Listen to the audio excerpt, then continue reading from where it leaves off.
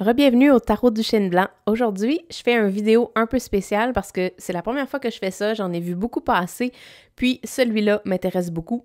Je vais faire un VR à... En fait, je sais pas comment que ça s'appelle en français, j'ai cherché partout sur Internet, j'ai aucune idée ce que ça veut dire en anglais, fait que je suis pas capable de le traduire, mais c'est en fait le terme qu'on utilise pour flaguer quelqu'un, puis en fait, quelqu'un qui a créé un hashtag sur un truc particulier et qu'on veut faire la même chose, on dit que c'est un VR. Bref, je m'essaye pour cette fois-ci parce que celui-là, il est vraiment trop tentant. C'est pour la Saint-Valentin, c'est le hashtag Deck Crush.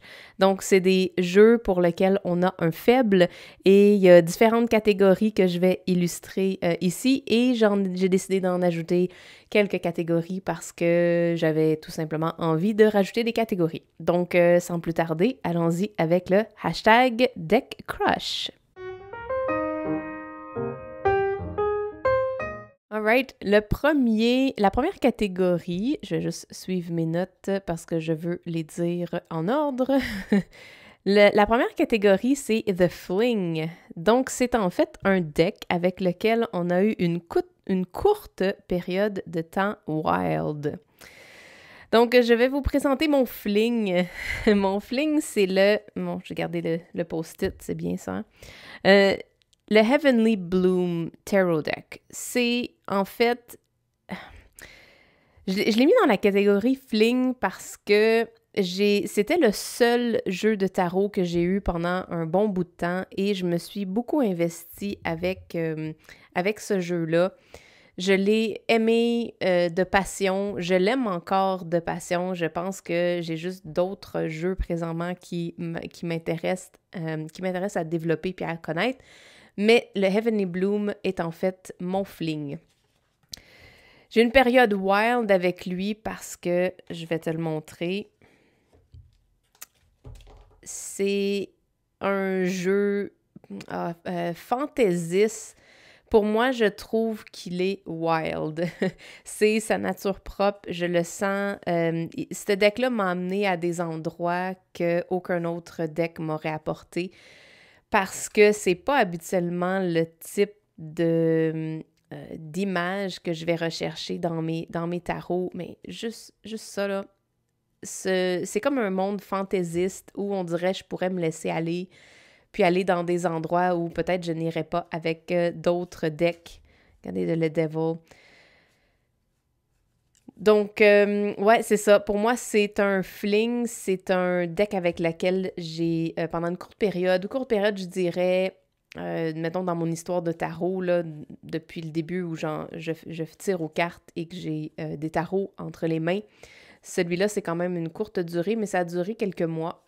Donc, c'est un fling de quelques mois où j'ai adoré passer du temps avec ce jeu-là. Il y a un côté... je sais même pas comment l'expliquer.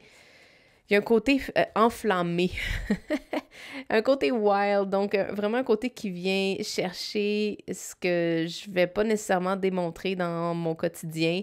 Puis j'ai l'impression que j'ai été capable d'aller vraiment me lâcher lousse avec ce jeu-là. Puis j'ai adoré son côté, le côté fantaisiste, le côté fantasme, fantasy de ce jeu-là. Il est juste wild. J'ai juste des souvenirs chauds, disons-le, avec ce jeu-là. Je l'ai utilisé beaucoup pour des tirages avec d'autres personnes, beaucoup avec moi. Il a servi un peu à toutes les sauces. Je l'aime, ça fait un bout de temps que j'ai pas ressorti ces cartes-là, que j'ai pas joué avec parce que j'en ai d'autres, puis on va découvrir les autres, mais le Heavenly Bloom, c'est pour moi mon jeu fling.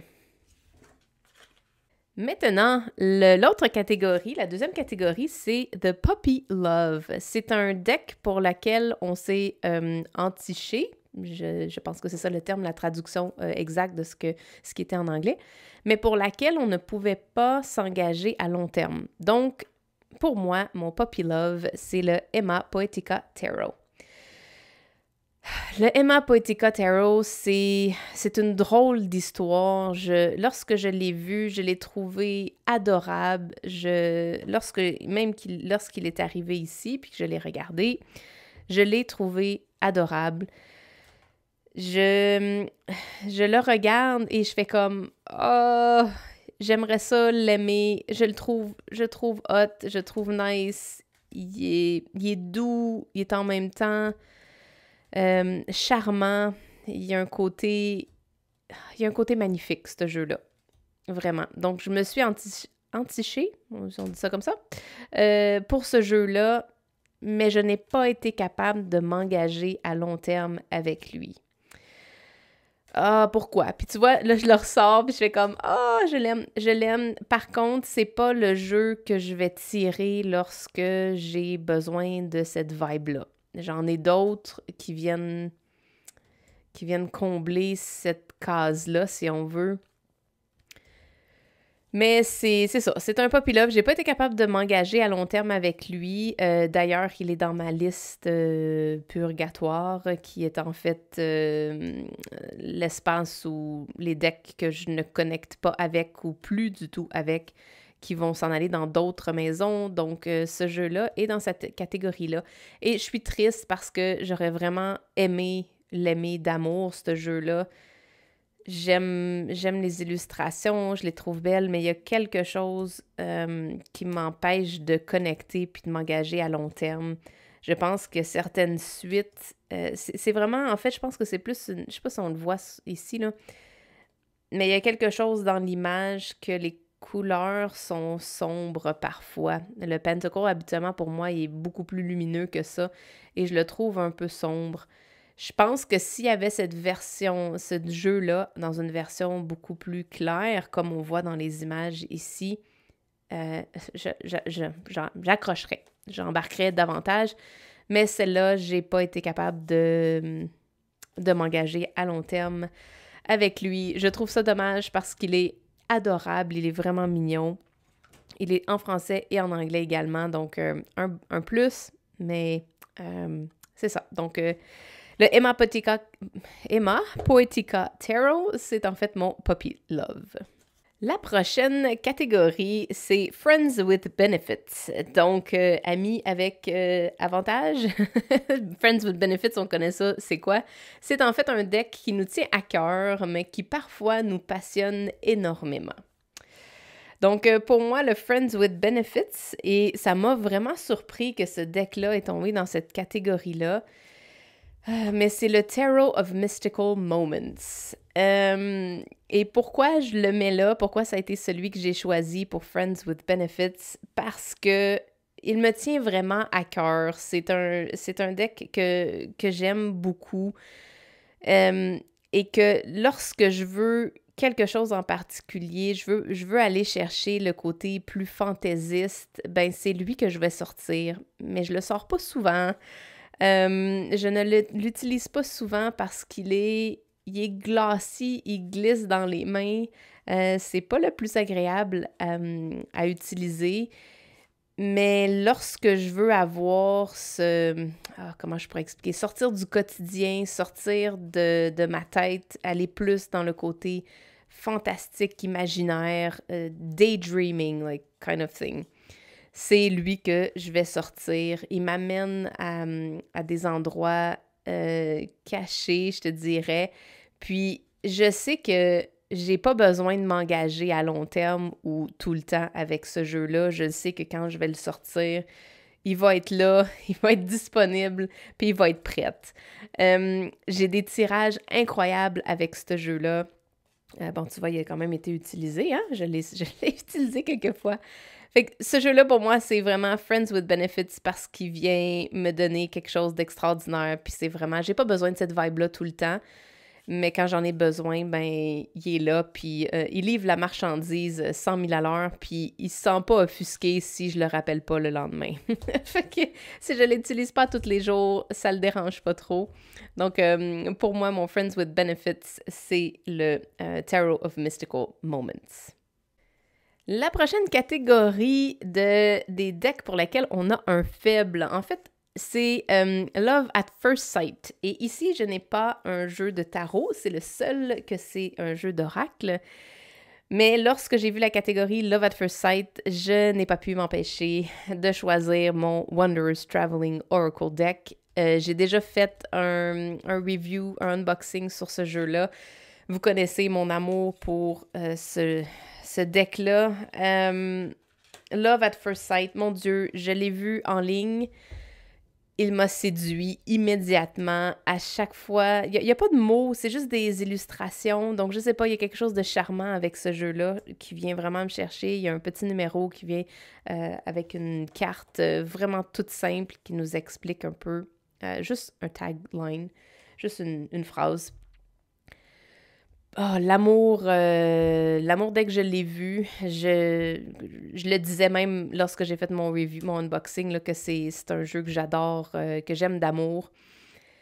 Love at First Sight. J'ai rien contre ce jeu-là, j'ai rien à dire, c'est extraordinaire, je l'aime, j'aime les illustrations, les endroits où que ça m'amène, puis j'aime le matcher avec des cartes de tarot. J'aime l'utiliser tout seul. C'est vraiment un coup de foudre total que je sais pas comment expliquer. Je sais pas comment l'expliquer.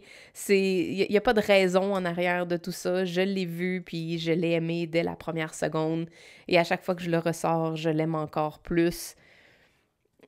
C'est mon côté un peu weird, c'est mon côté enfant qui s'enthousiasme de plein de choses dans la vie, puis qui fait des niaiseries, qui est un peu crazy. Fait que je me retrouve dans ça. J'aime le côté où on se prend pas trop au sérieux, puis j'aime vraiment, vraiment, vraiment beaucoup. Donc, Love at First Sight, c'est pour moi le Wonders Traveling Oracle Deck. La prochaine catégorie, c'est un One Night Stand. Je pensais pas que j'aurais eu un jeu comme ça un jour dans ma vie. C'est un deck qu'on a essayé. Donc, un deck que tu as essayé, mais que tu as abandonné presque immédiatement. Des fois, tu y repenses, mais bon, tu vas jamais y retourner. Ce jeu-là, c'est en fait un One Night Stand très récent. C'est le Seigneur des Anneaux. J'ai vu ce jeu-là et j'ai été charmée tout de suite. Il m'a séduit. Il était vraiment nice, vraiment extraordinaire dans les arcades majeures, mais lorsqu'on est retrouvé dans les arcades mineures, la balloune a pété. J'ai fait « OK, ça, je te rappelle pas demain matin. » Il est tout de suite passé dans ma liste de tarots qui vont trouver une nouvelle maison. Est-ce que je trouve ça dommage? Oui, peut-être. Est-ce qu'on aurait eu un futur ensemble? Non, je pense pas. J'aurais peut-être gardé les arcanes majeures, donc peut-être une partie de ce One Night Stand-là. Mais en gros, dès que je suis arrivée ici, j'ai désenchanté très rapidement. La balloune, comme je dis, elle a dégonflé. Et puis, j'ai pas rappelé. Donc, il n'y a pas grand-chose à dire sur ce jeu-là. Honnêtement, c'est uniquement moi qui n'est pas capable de lire avec ces cartes-là. Et est-ce que je l'aurais gardé pour juste les arcanes majeures? Peut-être. Peut-être point d'interrogation, je suis pas certaine. Puis lorsque je regarde ça, je fais comme « Ah, non ». Donc, un One Night Stand, c'est le Seigneur des Anneaux. Et ben, est-ce que je vais le rappeler? Non, je le rappellerai pas, celui-là. Autre catégorie, ça dit « We were on a break ». Donc, on a pris une pause, lui et moi. Un deck dont tu t'es séparé pour une raison quelconque. Le White Sage Tarot. Lui et moi, on a pris une pause à durée indéterminée. Je ne sais pas quand est-ce que je vais le réutiliser. C'est un deck qui appartient à ma première collection lorsque je tirais aux cartes pour des amis, des inconnus, pour me pratiquer. C'est un des jeux que j'ai adoré lorsque j'ai fait ma première... c'est ça, ma première collection. Je le trouve beau, je le trouve cute, il est adorable, mais why are we on a break? Pourquoi est-ce que on n'est plus ensemble présentement? Je l'aime d'amour, mais il m'a déçue. Je l'aime beaucoup, on a eu une belle relation ensemble, mais il m'a déçue parce que j'ai de la difficulté à connecter avec ce type de carte-là. Je vous l'ai dit dans l'autre d'avant, donc je pensais être capable de passer par-dessus, mais présentement, ça me dit rien. Je suis frustrée quand c'est ces cartes-là qui sortent. Pourtant, les autres, je les trouve adorables.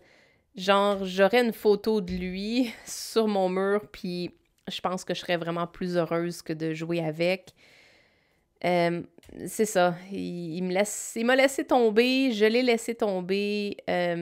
Présentement, on est en time-out tous les deux pour voir qu'est-ce qu'on va faire.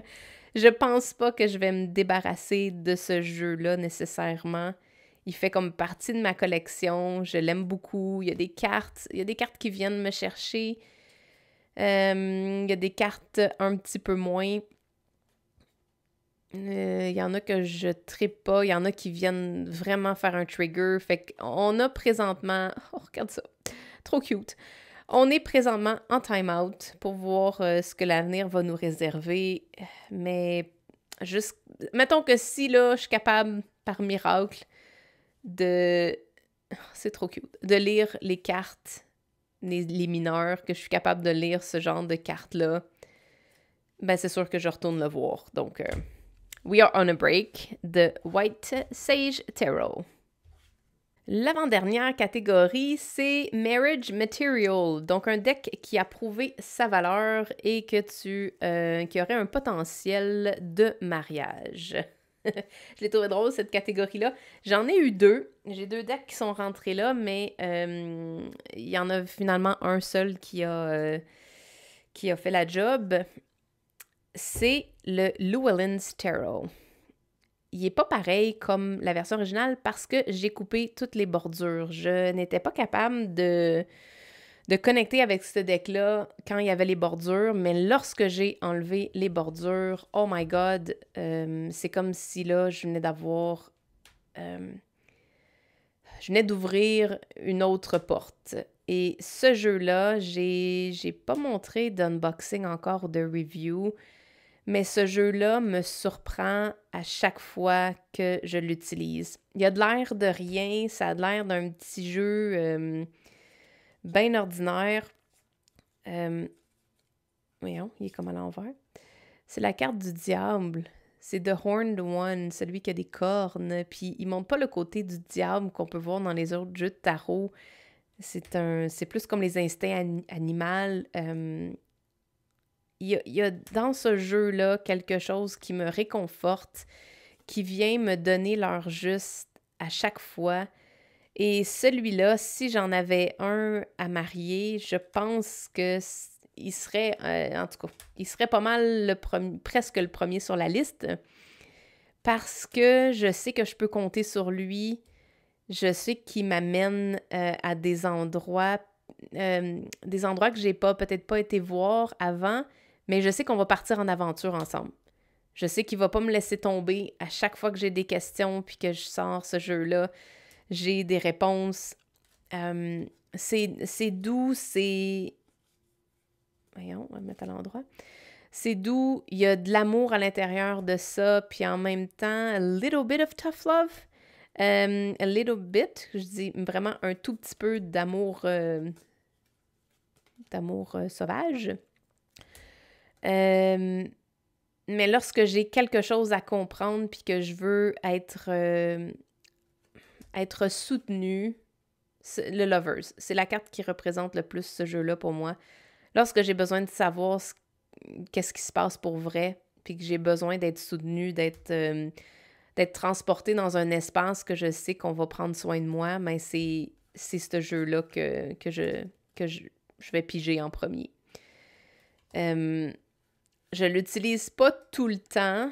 C'est pas toujours lui vers lequel je vais, mais mettons que celui-là, là, il a prouvé sa valeur. Je vais montrer. Il a vraiment prouvé sa valeur avec le temps.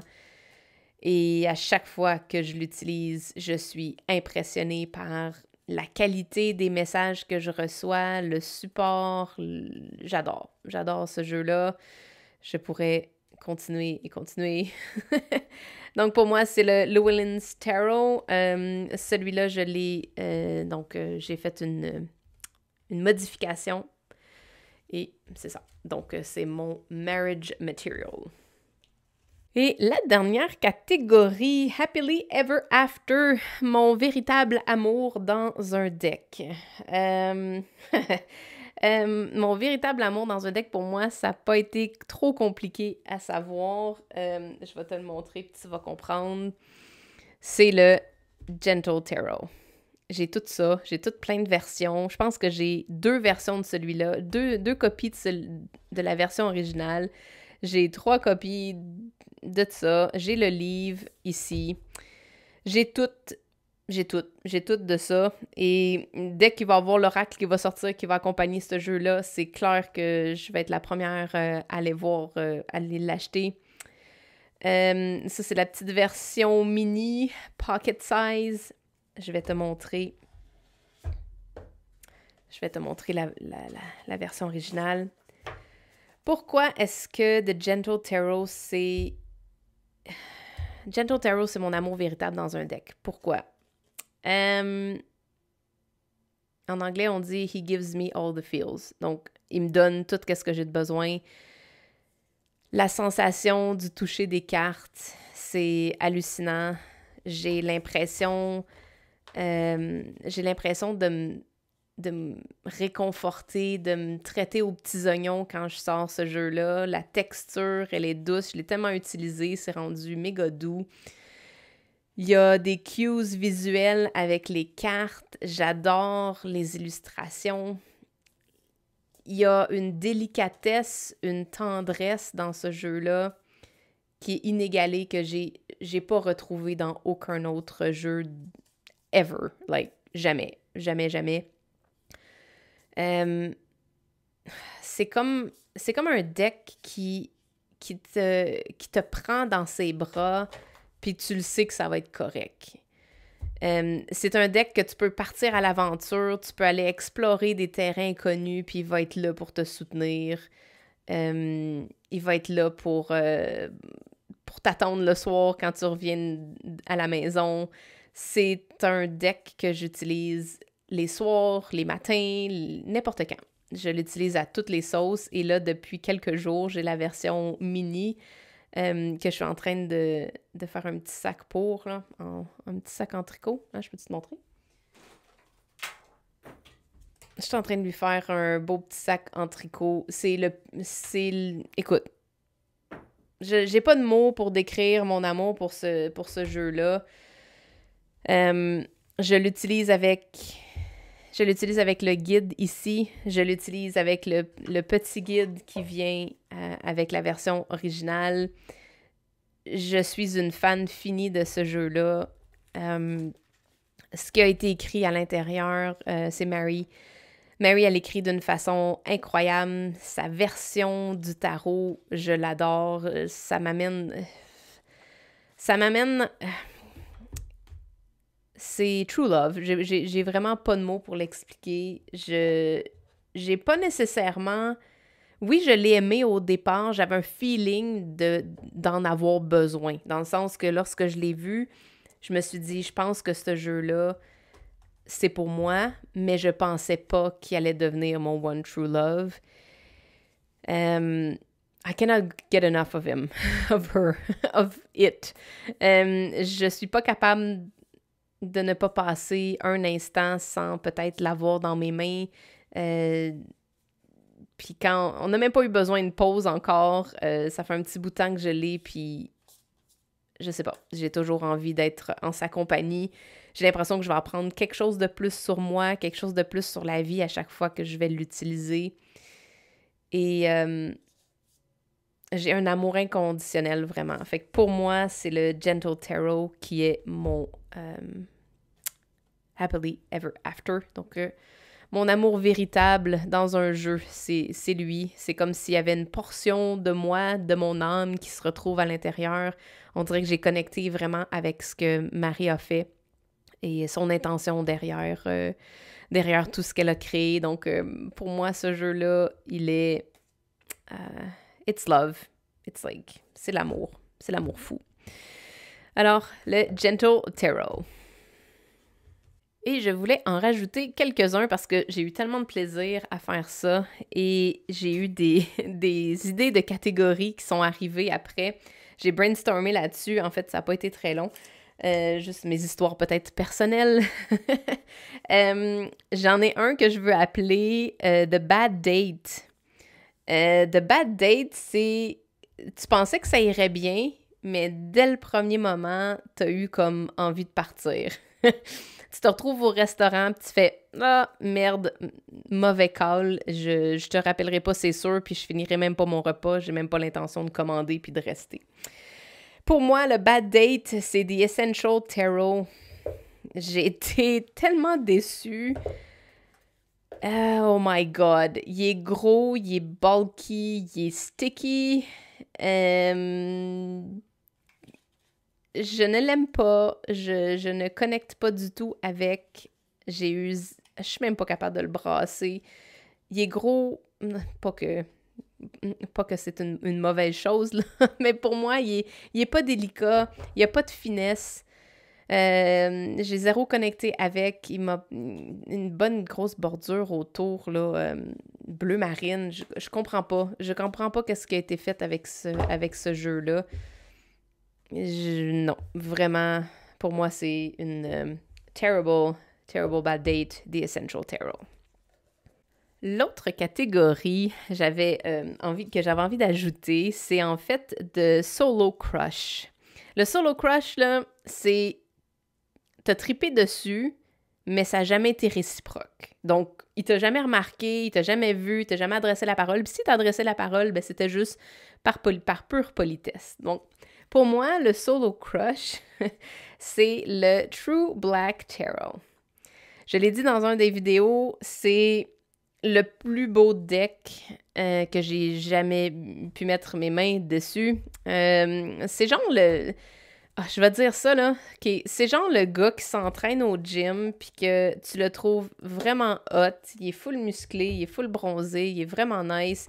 Il a de l'air fin avec les autres personnes, mais quand tu essaies de connecter avec, ben, il n'y a rien qui se passe.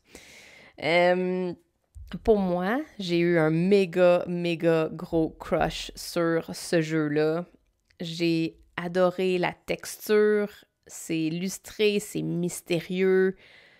Il est venu vraiment me chercher à côté, comme genre, wow, à chaque fois que je le vois, je salive, je le trouve incroyable, je le trouve vraiment bien fait.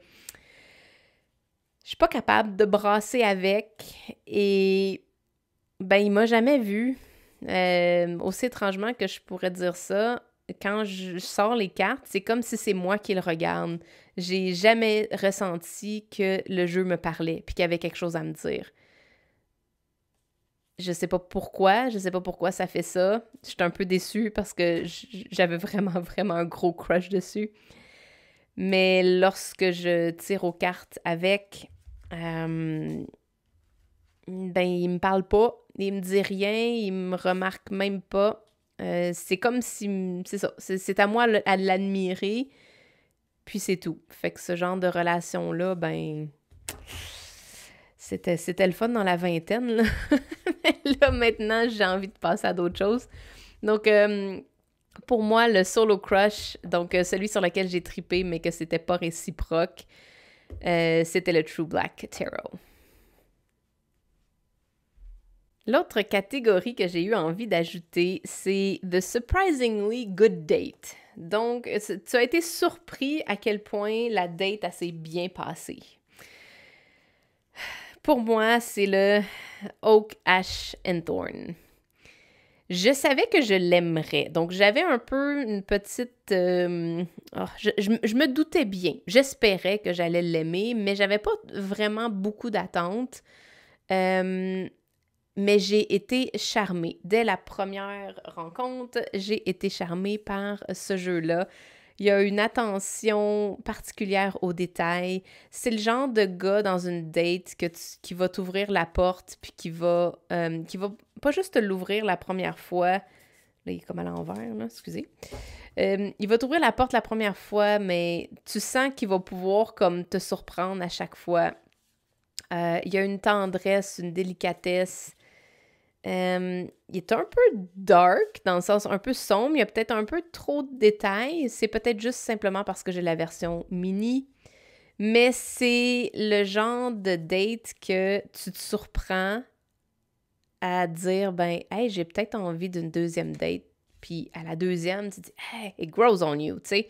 Tu dis, j'en veux peut-être un autre. Puis, ah ouais, il me semble qu'il y a quelque chose qui pourrait connecter. Puis, fait que pour moi, à chaque fois que je joue avec ce jeu-là, j'ai comme ma connexion. Il est vraiment à l'envers, hein? Tabarnouche, ok, on va changer de bord là. Il y a vraiment une grande connexion qui est en train de naître, puis qui devient de plus en plus forte à chaque fois. C'est comme si, tranquillement, pas vite, il venait me chercher à des endroits comme secrets, à des endroits que vraiment, là, j'ai été surprise. J'ai été surprise que ce jeu-là est venu me chercher autant. Je le trouvais adorable, je le trouvais vraiment beau. Je m'attendais, oui, à connecter avec, mais je m'attendais en fait à avoir entre les mains le travail d'un illustrateur remarquable. Donc, c'est pas mal plus ça que j'avais comme attente. Mais lorsque je tire avec ce jeu-là, lorsque je l'utilise dans les tirages, wow, il me surprend. Il me surprend à vouloir revenir. Donc, pour moi, c'est mon surprisingly good date. C'est le Oak, Ash and Thorn. Une autre catégorie que j'ai eu envie d'ajouter, c'est le Long Distance Love. Tu l'adores, mais tu te sens parfois déconnecté. Puis quand tu prends du temps avec, ben, c'est l'amour fou à nouveau. Puis je vais rajouter un truc ici, le long distance, là, donc l'amour à distance. Pour moi, c'était pour parler de l'écriture. Donc, quand tu as une relation à distance, c'est davantage, tu vas exprimer ton amour, ton attention, tu vas connecter avec l'écriture. Ben, pour moi, c'est The Spacious Tarot. Puis c'est un deck tout nouveau dans ma collection. J'ai même pas fait de review encore. Il vient tout juste d'arriver. Puis je veux le mentionner ici parce que le guide, là, ce guide-là, il est tout petit, il a de l'air de rien, mais oh my God, jumelé avec ça. Fait que pour moi, c'est le FaceTime, donc regarder les cartes et lire les beaux petits mots d'amour qui ont été laissés par mon amour à distance. Je dis amour à distance parce que c'est pas à lui nécessairement que je vais penser, que je vais voir à tous les jours, dans le sens, il est pas devant moi, il est pas ouvert, il est pas toujours en train d'être à l'emploi. Mais lorsque je prends le temps avec lui, que je m'assois, puis que je regarde, puis que je lis, oh my God, il me transporte à des endroits extraordinaires. Il vient... je suis flabbergastée de la qualité de l'écriture dans le guide. Parce que pour moi, il est un petit peu dur à lire intuitivement, mais lorsque je le sors avec le guide, oh my God, toute la symbolique vient prendre son envol. Je le regarde puis je fais wow, évidemment, of course. Il est wow, il est réconfortant. Il y a un peu d'aventure à l'intérieur. Il vient me donner des feelings de réconfort, d'expansion. Je peux pas le laisser tomber, tu sais. C'est un genre de jeu que, même si des fois je comprends pas trop pourquoi il est dans ma collection, puis je comprends pas trop pourquoi j'ai été attirée vers lui, puis pourquoi que je continue à aller vers lui, lorsque je prends le temps, puis que je m'assois avec, puis qu'on jase ensemble, oh my God! Il y a le fou, mon Dieu, regardez-moi ça. C'est comme si c'était moi qui étais le fou, au lieu de simplement regarder une image puis de voir le personnage. C'est comme si c'est un jeu qui me permet de participer activement.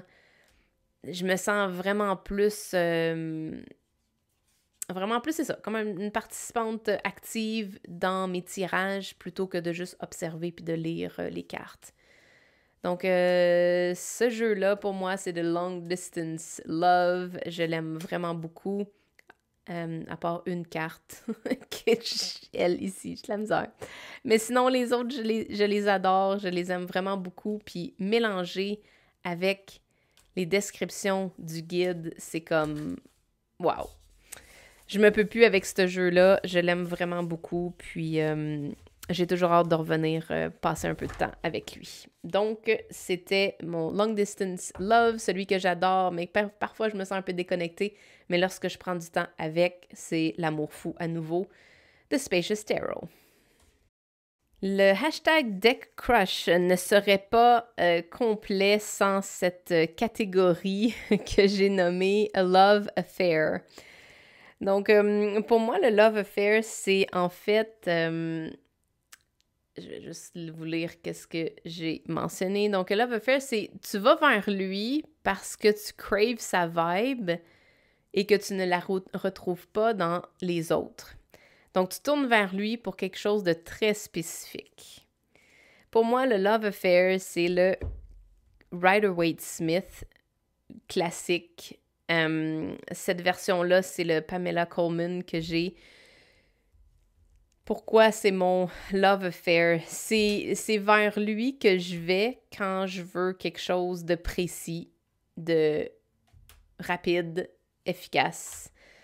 Celui que je veux qu'il me dise les choses pour vrai. Des fois, c'est cru, des fois, c'est sugar-coated. La majeure partie du temps, c'est qu'est-ce que tu veux, demande-le, puis je vais te le donner. C'est ce genre de deck-là. J'adore ce jeu-là. Je ne pourrais pas m'en débarrasser. Dans ma première collection, j'avais le Centennial qui m'apportait... ça paraît qu'il est utilisé, hein? il y a eu quelques utilisations dernièrement. Et ce deck-là, je vais vers lui parce que je veux qu'il me le donne. Aussi cru que je pourrais dire ça comme ça. Je le sais qu'à chaque fois que je vais sortir ce jeu-là, je vais avoir l'heure juste, je vais savoir exactement c'est quoi le message. Il va me le dire, il va me donner ce que j'ai de besoin. Puis, je sais pas comment dire ça d'autre. C'est vraiment mon Love Affair. Et c'est drôle parce que c'est pas quelque chose que je peux retrouver dans mes autres jeux. Je sais pas pourquoi, c'est comme viscéral. On dirait que il y a juste lui qui a ce qu'il a. Je peux pas, comment je pourrais dire, retrouver dans un autre deck. Il n'y a aucun autre deck qui me donne ce que ce jeu-là m'offre. Et je le sais que si j'ai quelque chose à lui demander, il va être là, il va me répondre, puis il va me donner ce que j'ai de besoin. Peut-être pas nécessairement ce que je veux tout le temps. C'est pas le Gentle Tarot, hein? C'est pas lui qui va me donner quelque chose de délicat et de douillet. Il va pas y aller par 4 chemins. Il va me le dire, puis... Mais après ça, ça va être extraordinaire. On va se sentir satisfait et prête à passer à un autre appel. Donc, pour moi, My Love Affair, c'est le Rider-Waite-Smith classique, la version Pamela Coleman. Et pour terminer, un petit dernier parce que je voulais le montrer, puis j'étais déçue de ne pas pouvoir le mettre dans aucune des catégories. Et j'ai créé une catégorie pour lui parce que, en fait, c'est mon fils qui a trouvé la catégorie. Mon ado, il l'a appelé le Friend Zone. C'est en fait un deck pour lequel tu as des sentiments, mais les sentiments sont purement amicaux. Donc, c'est le Friend Zone, c'est celui que je pourrais jamais aimer d'amour, mais que j'aime profondément puis que j'ai pas envie de me débarrasser. Pour moi, c'est le Luna Lapin. Puis c'est le kit, hein? Donc, il y a tout le kit, là. Ça pourrait être l'amour parfait, ça pourrait être... Mais il n'y a pas de sentiment d'amour passionnel. C'est le deck que je vais voir lorsque... Vraiment, comme si je vais aller voir un ami, un ou une amie. sont vraiment mélangées. Je suis désolée, j'ai pas mis ça à l'endroit avant de faire mon vidéo. Mais c'est de l'amitié pure, mais vraiment une profonde amitié. Vraiment, j'aime cette amitié-là que j'ai avec ce deck-là. Ça passera jamais l'autre côté. Il y a quelque chose de gentil, de doux, en même temps, qui me donne qu'est-ce que j'aurais de besoin, mais en termes de tirage plus généraux. Donc, il va aller... j'aime beaucoup, beaucoup l'utiliser pour les tirages collectifs parce que je le trouve vraiment nice pour ça. Il est le fun, il est super cute. Donc, pour moi, je l'aime vraiment d'amitié. J'ai des sentiments profonds pour ce jeu-là. J'ai des sentiments profonds pour ce jeu-là. J'aime beaucoup les readings que j'ai avec. Mais c'est la friend zone. Et puis, il vient avec un jeu d'oracle. Je te dirais que celui-là, c'est ce que je préfère. C'est le côté de notre amitié que je préfère.